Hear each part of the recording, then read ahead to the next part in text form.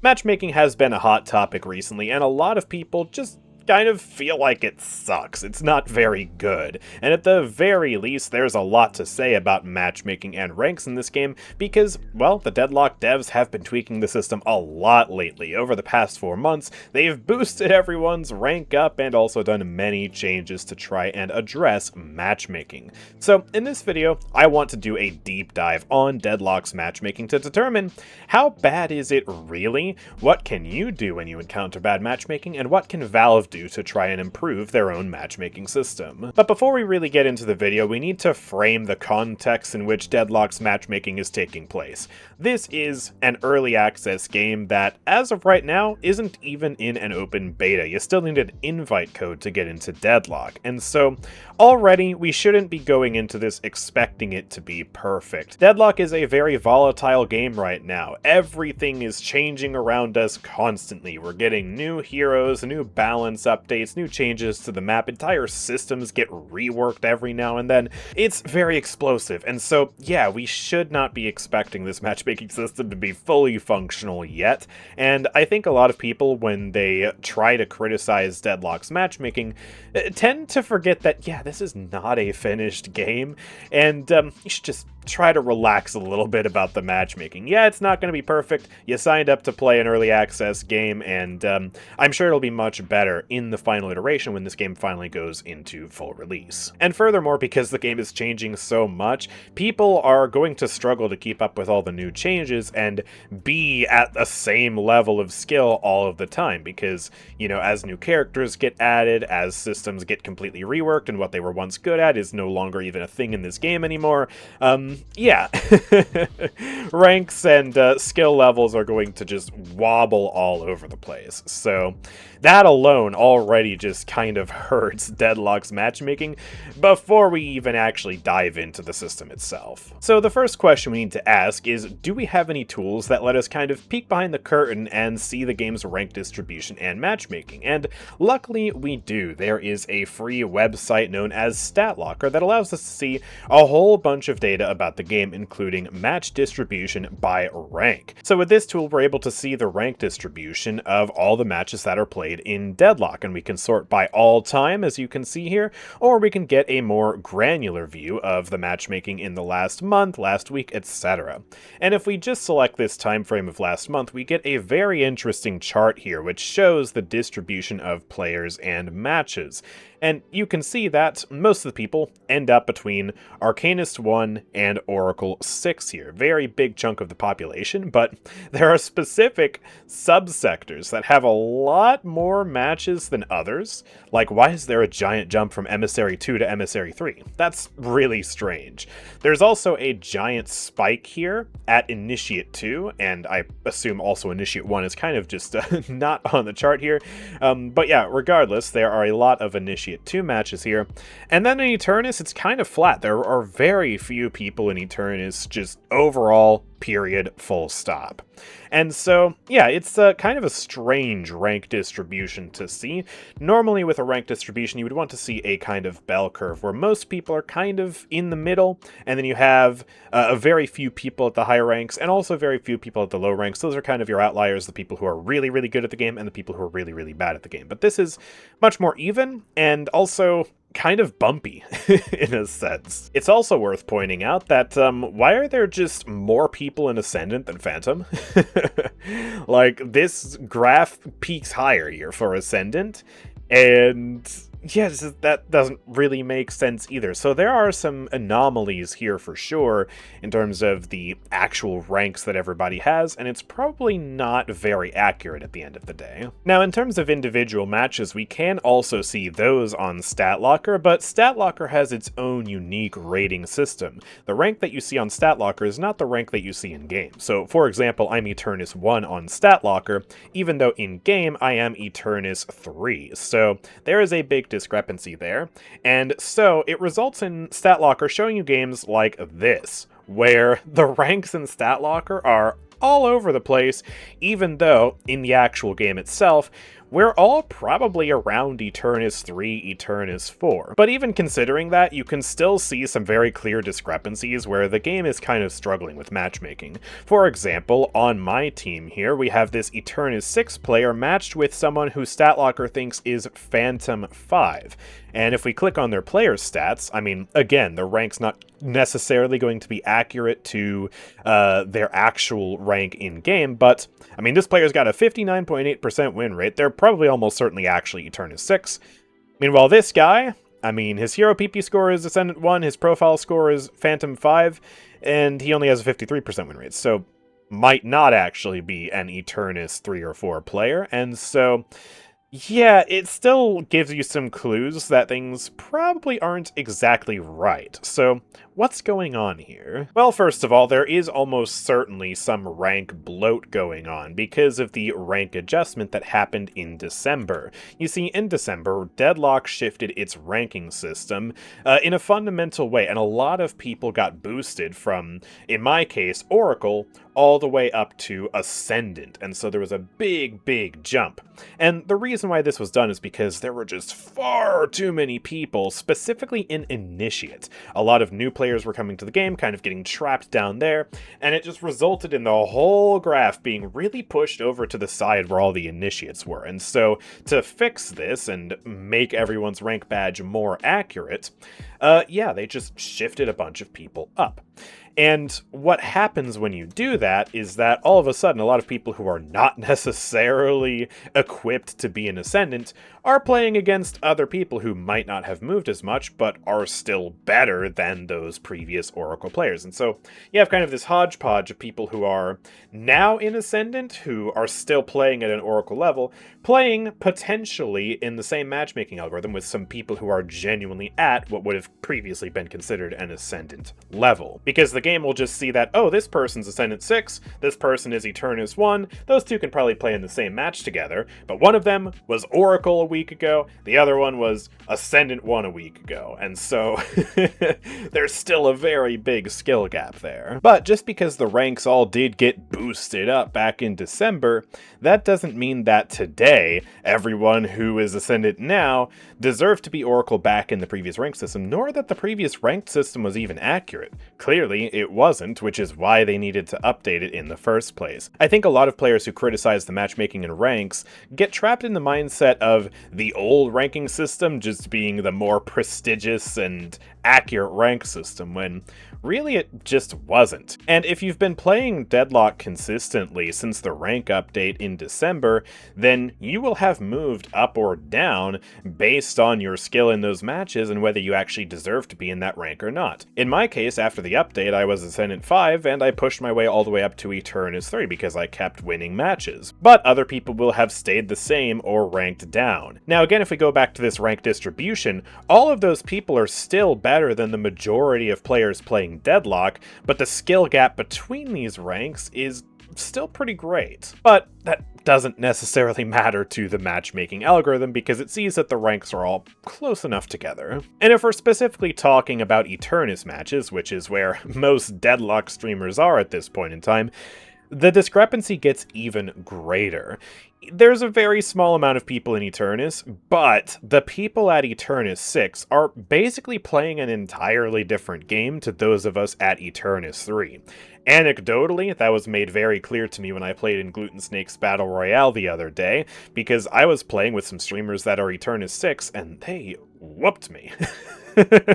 So, like, yeah, there is a very big skill gap there, but because we're all in the same rank, and we are ultimately just a few divisions apart, there's still a chance that an Eternus 6 player and Eternus 3 player are going to be in the same match together. This is even more likely to happen at Eternus than the more populous ranks of Emissary and Oracle, because, well, small player bases just generally tend to have worse matchmaking. The Deadlock player base as a whole is gigantic right now. The new update brought us up to 6-figure concurrent player counts every single day for more than a month. It was incredible. But when you start to subdivide, you realize that the matchmaking pool doesn't actually have that many players to work with at any Eternus level. So first of all these 100,000 plus concurrent players are actually spread across multiple different servers. So you have EU servers, you have NA servers, Oceania servers, South America servers, etc., right? So already that's chopping up the player base into multiple different parts. So let's say there's only about 20 to 30,000 of those players online in North America. Already we've whittled away the matchmaking pool drastically. But then, again, look at this rank distribution. How many of those players are going to be in Eternus? Well, very few. If we add all these up, these are about the top 1.9% of matches overall, according to this. So, less than 2% of those players are even in Eternus in the first place. And not all of the Eternus players in North America are going to be online at the same time. So if you only have a fraction of the Eternus player base even on at any given moment, that closes the gap even further. There are even fewer players now. And then if you're specifically Eternus 6 and you're trying to find other Eternus 6 players to play with, well, all of a sudden, things get even slimmer. And so when you have that few players to work with, of course matchmaking is going to get a little wonky. And no matter how hard the devs try, that is something that you can't really fix without an overwhelming amount of players in the matchmaking algorithm. But one more thing to consider that I don't think people talk about enough is the fact that of these 78,000 players right now, how many of them do you even think are actually in the standard queue? Because remember now, we have two game modes in Deadlock. We have Standard, and then we have Street Brawl. And Street Brawl is going to siphon away many of the players that would have otherwise previously been in the regular Deadlock matchmaking queue. And so you can take everything that I just said and effectively divide it by 2 again, because, well, I don't know how many players are in Street Brawl versus the normal queue, but at the very least, some Eternus players like myself are going to decide, hey, I just feel like playing Street Brawl today, and they're not going to be a part of this matchmaking pool at all. But if we want to shrink the player base even further, then, well, something real easy we can do is just queue at off hours. I mean, the game hits pretty impressive peaks. Just this Sunday, it hit a peak of 103,000 concurrent players on Steam. But if we start queuing at 9-10 UTC, we get down to a third of that, 34,000 players. 66% of the population just gone. Out of here, turned to dust, reduced to atoms. And so if you're trying to queue for an Eternus 6 match, at these times, potentially on a server that's less populous too. Like, I'm pretty sure North America is less populous than EU. I could be wrong about that, but regardless, the point is, you are not going to get good matchmaking, and there's basically nothing the devs can do about it, because that's just the natural cycle of things. Most people in NA and EU are asleep at this time, and so there's just not going to be too many people on, and those are the two most populous servers. And then there's not enough Eternus 6 players to go around, and yeah, it's just... even though this number is really big, the actual population of people that you individually are queuing with, it's just going to be really tiny. Now, real quick before we move on, I would like to let you know about a special little thing that I'm doing here on the channel. We just broke 80,000 subscribers, which is a huge milestone for the channel, and to celebrate, I'm doing something that I haven't done in years, and I certainly haven't done with the Deadlock community, and that is an Ask Me Anything, or AMA. I will be publishing a video at the end of the week answering any question that you have about me. I have a community post on my YouTube channel where I asked everyone for a bunch of different questions, and you can feel free to leave your questions there or in the comments section of this video, and I will try to get to as many questions as it is physically, feasibly possible to get to. I'm really looking forward to it, and I hope you guys will enjoy it, and I'm really excited to see what questions you guys come up with. So yeah, leave your questions down below, and with that being said, let's get back to the video. Now, this problem is not unique to Deadlock. Any hero shooter or MOBA that has multiple queues, multiple server regions, and multiple different ranks will have matchmaking issues at the extremes, at the very low end and at the very high end. It really is just an inevitability at the end of the day, and it's not something that Deadlock can fix very easily. But Deadlock also decides to complicate things further for itself by introducing a mechanic that most other games don't have, and that is an individual skill rating for every single hero. And so, if you're queuing on a character that you're good at, like in my case Viscous or 7, then the game is going to try and put me in an Eternus 3 match or higher. But if I'm queuing for a character that I suck at, like Holiday or Mina, then the game is going to actually try to put me lower, but it doesn't always get it right. It tries to keep things within the bounds of your overall rank, but you might not necessarily be even good enough to be at the lower end of that bound for a character that you're playing. For example, I mean, again, my Mina and Holiday are just terrible. Do not put me on these characters in an Eternus lobby. But I reckon if I queued for Mina or Holiday right now, I might still get put in an Eternus 1 lobby just because that's at the lower bound of where the game wants to put me. Even though in actuality, I mean, I suck so bad at them, I probably would still get my butt whooped in a Phantom game. In a game as complex as Deadlock, where you have all these interweaving systems and you also have all of these characters, it's really hard to determine what rank I should be at for every single one of these characters here, because some of my skills, like my macro skills, my movement skills, and my melee skills, will carry over universally to every character. But then, my mechanical skill at playing Infernus versus Rem versus Warden are all going to be completely different, and so how much do you weight each of those individual factors when deciding whether to put me in an Eternus 5 match or an Ascendant 6 match? But the worst thing about this system by far is just the fact that it's downright inaccurate. I mean, look at Victor. The game thinks this is my best character. I've played 24 games of him. Huh? What? Meanwhile, my 7 is for some reason below Victor, below Viscous, who I barely have a 50% win rate on, below Warden, who I also have very few games on, even though this guy has a phenomenal win rate. I mean, 136 divided by 192. What is that? That is a 70%. I have a 70% win rate on this character. He's my 4th best. Just my 4th. Like, what? I don't understand that. That does not make sense. And, I mean, yeah, it gets a little better at understanding what characters I'm bad at, but, like, this is just a mess right here, and I've had some real funky anomalies in the past. This system just needs a whole lot more work. But then, one last thing that's completely and utterly out of Valve's control is just when a player is having a bad day. There are some days that I wake up and, well, I gotta go stream some Deadlock, but I'm just not feeling the greatest. I might not have had the best food, I might have slept kind of funny, I might not have exercised enough, I might not have drank enough water, or I just downright might be distracted on something. I don't know. There's something weird going on in my room. The air feels funky. My mind is just in a different place, and so I'm not going to be performing as well as I should in Deadlock. And so even though I might even be queuing for my main, like 7, right? And the game expects me to perform really well, because of factors that the game couldn't possibly predict, I just start sucking.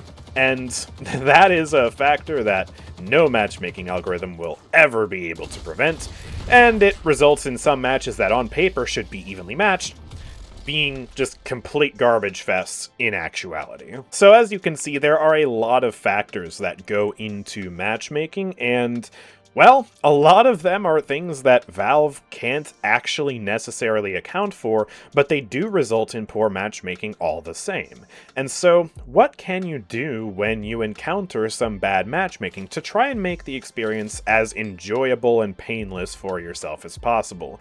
Well, there are some techniques that I use that I want to share with you just in case they help. So first of all, there's this notion that's been floating around various competitive games called the 30-30-30 rule, where about a third of your games will basically be completely out of your control, just guaranteed state-mandated losses. You are on the team with the stinkers, and no matter what you do, you're almost guaranteed to lose. Never say never. There are some cases where you can make a comeback, but it's going to be a match that you can't really stop from being a defeat. On the flip side, there are going to be a third of your games that are just so good that they're almost unlosable, and you would have to be actively throwing in order to mess them up. The players on your team are just goated, and they are going to carry you to victory. It's the third of games that people don't really like to talk about as much, because they don't want to admit that they just got carried. But then, there's the third of games in the middle. The games that you will have some agency in determining the outcome of, and how good you perform will determine whether you win or lose. And it's those third of matches that you really want to reflect on and try your hardest in. But when you're in those other 2/3 of matches that are either going to be state-mandated losses or state-mandated wins, you can just try to focus on yourself and improving the skills that you can in the time that you're in game. So let's say that you're in one of those state-mandated losses. Well, something that you can do is, while you're in the process of losing your game, you can just, you can practice your movement. You know, you can try to parkour around the map as efficiently as possible, rotate from fight to fight, from farm to farm, as quick as you can, and just challenge yourself to improve at that. Or while you're actively in the fight, even if you are in a fight that feels unwinnable, your enemies are 50k ahead, right? You can still make a conscious effort to try and work on your positioning, or try and just really focus on your aim and hit as many shots as you can. There are things that you can do to improve yourself and still have fun even in those situations. And this is more so for the losses than it is for the victories, but you can also try and do some experimental calls that might win your team the game.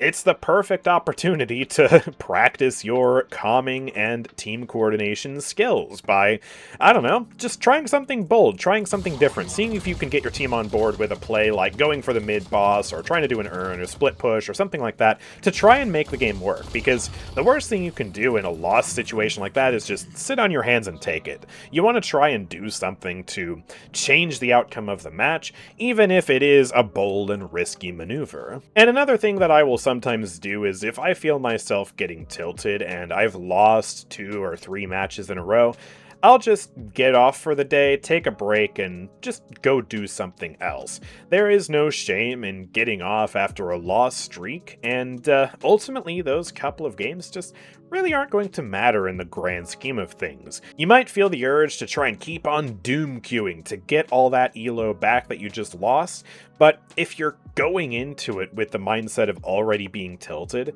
then you're just going to perform worse than if you were not tilted. And so, a great example is actually for today. I was not winning too many games. I lost 4 games, only won 1 actual match. And, yeah, the game also didn't give me the character that I wanted. I was supposed to queue for Celeste, instead I got 7. The game just robbed me. And so at that point I just decided, alright, you know what? We'll just wrap things up here. Today's been kind of a weird day, and I'm just not really satisfied with the matches I'm getting. And so I'm going to get off, and I'll do the rest of these requests and characters that I was supposed to play tomorrow, which is an absolutely reasonable thing to do. And in your case, just queuing for your own matches, if you lose like 3 matches on your main in a row and that's getting you tilted, just come back tomorrow. Not every day is going to be a good day for you to play Deadlock because of some of the factors that I mentioned earlier, and so sometimes taking a break is the best strategy that you can employ to just not lose any more elo and keep your mindset mental intact. Because trust me, I've been there. It sucks rage queuing. It just does not feel good. It's not fun. You don't want to put yourself in that situation. But now, lastly, I want to talk about what Valve could do to try and improve their matchmaking. And, like I've said throughout this video, there are some things that are simply out of Valve's control. Whether it's players just having a bad day, or queuing at off hours when the population is really low, there are going to be some factors that just really suck and make the matchmaking feel awful, but there are some things that they can do to try and fix it. One thing that's been floated is the idea of a rank reset when the game enters an open beta or full release state. And this could be a good idea. Just put everyone on equal footing, have them fight it out. The matchmaking will be absolutely god-awful for the first, 2 months of the rank reset, because you'll have pro players fighting alongside initiate players for the first good stretch of that. But in the end, it'll result in, hopefully, a more even rank distribution where everyone shakes out where they should. And this honestly could be a good idea, and I would not be surprised if they do this when the game enters full release. Especially because after the game goes full release, it'll hopefully be a lot more stable than the game is in its current state, because you know, the game is getting changed and updated constantly in various and unprecedented ways. So that really impacts the player's ability to have a consistent skill level. And furthermore, just publishing the game into an open beta or full release state without even doing a rank reset would probably still be really good for the matchmaking algorithm, again, after the first couple of months of absolute chaos. And that's because finally publishing this game will catapult it up to probably a permanent number 2 or number 3 spot on the Steam charts. This game is going to be monumentally large when it releases. It's already a blowout success, and the game is not even out yet. And so that will have an amazing impact on the matchmaking in the long term because, well, the more players you have, the more refined your matchmaking algorithm can be. Another thing they really need to do is just fix this gosh dang hero rating system, because it is a mess. It doesn't factor in your total games played, as evidenced by the fact that a character that I don't play that often is my best character, according to this. And it also very clearly doesn't take your win rate that much into account either, because I have almost a 50% win rate on Viscus. I've been struggling on this character recently, and yeah, he's apparently better than my 7, who has a 70% win rate. So this is an absolute mess. I don't know what they need to do behind the scenes to fix this. There is one last solution that Valve could employ to try and improve matchmaking, but it is a radical idea, and that is to make personal performance have much more of an impact on your overall rank and skill rating. The idea is that even if you have a loss, like this 7 game, but you still do really good, for example, I've got top kills on my team and 41,000 player damage here, I did overall pretty fine, that personal achievement should result in you losing less elo from a loss, and that if you do really good and carry your team to victory, you should get way more elo from a win. And it's not a terrible idea, but I think in a game like Deadlock, it's hard to quantify a player's personal impact, because even though the stats are a relatively good indicator for how much someone was carrying, there are also a lot of things in Deadlock that, well, contribute to a win or a loss that will never show up on the scoreboard, like calling shots, leading your team to victory. Certain abilities as well are really, really powerful and can make or break the game, but they're not going to show up on the stat screen. For example, a phenomenal Dynamo ult that traps the enemy team's carry and gets them killed will only result in 1 assist maybe on the scoreboard and a little bit of damage, but that will literally win the team the game in some situations. And so I think it's just really hard to quantify that, and that's kind of the main counterpoint towards putting a system like that in place, and it makes me hesitant to say that it's a good idea. Oh, and then there's one final thing that's kind of been missing from this video the entire time. Smurfs. Yeah, they suck. They ruin matchmaking, and Valve needs to put some sort of system in place to prevent Smurfs from being a thing, and banning Smurfs whenever they pop up. It's a tough thing because, well, sometimes a player is genuinely just going to do really good in the low ranks just because they're mechanically gifted or they've played other MOBAs before, and so they might look like a Smurf, but they're not actually a Smurf. I don't know what algorithm they could put in place to try and identify Smurfs from actual legitimate gifted accounts, but yeah, that will always be a problem, and yeah, it is a plague among the lower ranks for sure.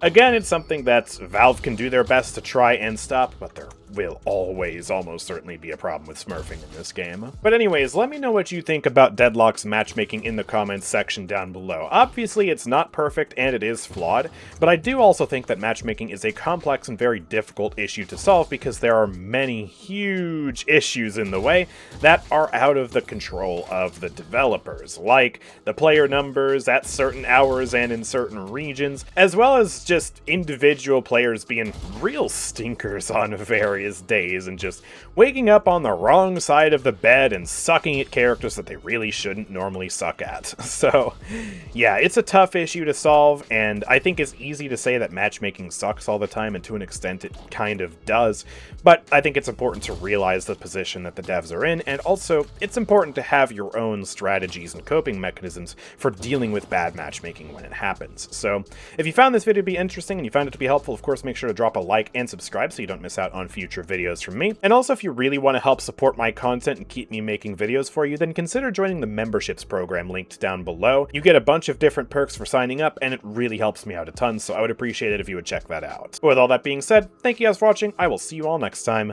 Peace out.